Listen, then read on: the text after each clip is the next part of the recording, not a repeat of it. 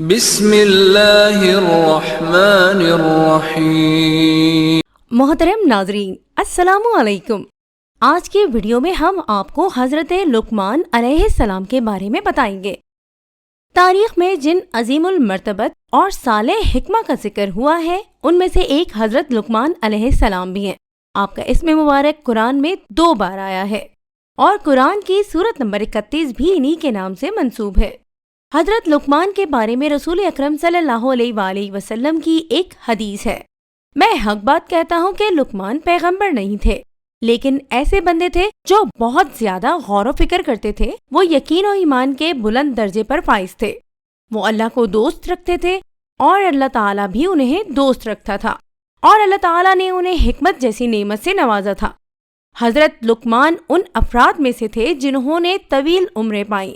آپ کی عمر کے بارے میں 200 سے 500 سال اور 1000 سے 3500 سال تک لکھا گیا ہے۔ آپ کا سلسلہ نسب یوں بیان کیا جاتا ہے: لقمان بن عنقا بن مزید بن سارون۔ آپ علیہ السلام کا لقب ابو الاسود تھا۔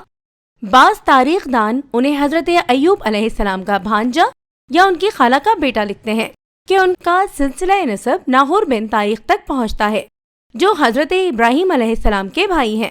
وہ افریقہ کے دیہات نوحہ کے رہنے والے تھے، اس وجہ سے ان کا رنگ سیاہ، ہونٹ موٹے موٹے اور پاؤں چوڑے چوڑے تھے۔ وہ ایک عرصے تک بنی اسرائیل کے ایک دولت مند شخص کین بن حسر کے غلام رہے، لیکن ان کی حکمت کی وجہ سے انہیں ان کے ارباب نے آزاد کر دیا تھا۔ حضرت لقمان علیہ السلام حضرت داؤد علیہ السلام کی حکومت کے 10ویں سال دنیا میں تشریف لائے۔ وہ ایک اب صالح تھے، اللہ تعالیٰ نے انہیں حکمت کی نعمت سے نوازا، انہوں نے طویل عمر پائی، دنیا کے مختلف حصوں میں زندگی گزاری، ان سے ہمیشہ حکمت و دانائی ظاہر ہوتی، اور وہ حضرت یونس علیہ السلام کے زمانے تک زندہ رہے۔ حضرت لقمان علیہ السلام نے اپنی زندگی کا بیشتر حصہ مشرق وسطیٰ، خاص کر فلسطین اور بیت المقدس میں گزارا ہے، اور ان کی قبر فلسطین کی ایک بندرگاہ ایلا میں ہے۔ اب ہم آپ کے لیے حضرت لقمان علیہ السلام کا ایک دلچسپ واقعہ بیان کرتے ہیں۔ آپ نے اپنے بیٹے سے کہا: اے میرے بیٹے، اپنے دل کو لوگوں کی خوشنودی اور ان کی تعریف و تقریب سے وابستہ مت کرو، کیونکہ ایسی کوئی چیز کوشش کے باوجود انسان کے ہاتھ میں نہیں آتی۔ بیٹے نے کہا کہ میں چاہتا ہوں کہ اس بارے میں کوئی عملی نمونہ دیکھوں تاکہ موضوع کو بہتر طور پر سمجھ سکوں۔ حضرت لقمان علیہ السلام نے فرمایا: اٹھو اور گھر سے باہر چلو تاکہ میں موضوع کو سمجھا سکوں۔ حضرت لقمان علیہ السلام اور ان کا بیٹا گھر سے باہر نکلے۔ ان کے پاس ایک گدھا بھی تھا، چنانچہ حضرت لقمان علیہ السلام اس گدھے پر سوار ہوئے اور بیٹا پیدل ان کے پیچھے روانہ ہوا۔ وہ چلتے چلتے ایک گروہ کے پاس پہنچے۔ ان لوگوں نے جب یہ منظر دیکھا تو کہا: اس بڑے کو دیکھو، کتنا سنگ دل ہے کہ خود تو گدھے پر سوار ہے لیکن اس کا بیٹا پیچھے پیچھے پیدل آ رہا ہے۔ سچ بات یہ ہے کہ یہ بہت غلط کام ہے۔ حضرت لقمان نے اپنے بیٹے سے کہا: کیا تم نے ان کی باتیں سنی ہیں؟ بیٹے نے کہا: ہاں۔ حضرت لقمان علیہ السلام نے کہا کہ اب میں پیدل چلتا ہوں اور تم گدھے پر سوار ہو جاؤ۔ چنانچہ حضرت لقمان علیہ السلام پیدل روانہ ہوئے اور بیٹا سوار ہو گیا۔ چلتے چلتے ان کی ملاقات ایک اور گروہ سے ہوئی۔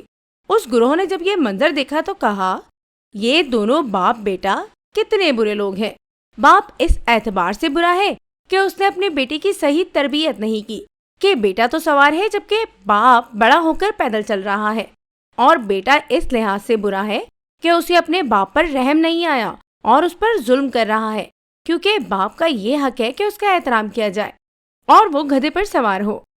حضرت لقمان علیہ السلام نے اپنے بیٹے سے کہا کہ تم نے ان لوگوں کی باتیں سنی؟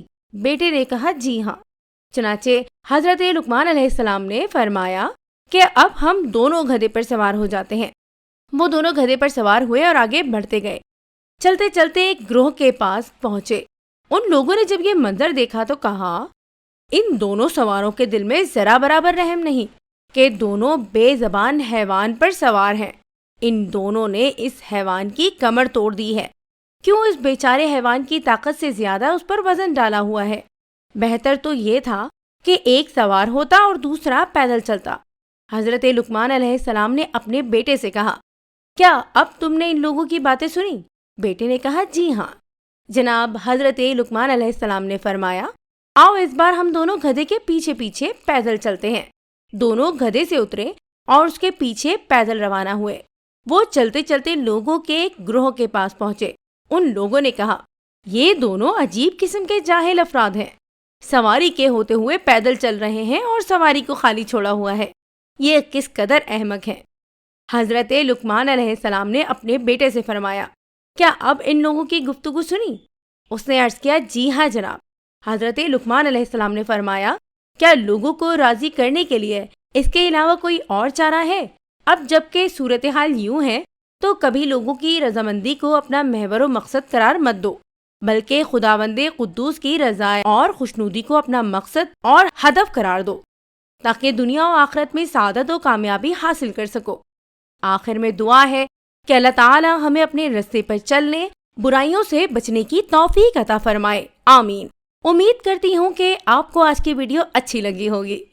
अगर आपको हमारी वीडियो अच्छी लगी है तो वीडियो को लाइक करें और मजीद इस तरह की वीडियोस देखने के लिए हमारा चैनल सब्सक्राइब कर लें। मिलते हैं अगले वीडियो में, तब तक के लिए इजाजत दीजिए। अल्लाह हाफ़िज़।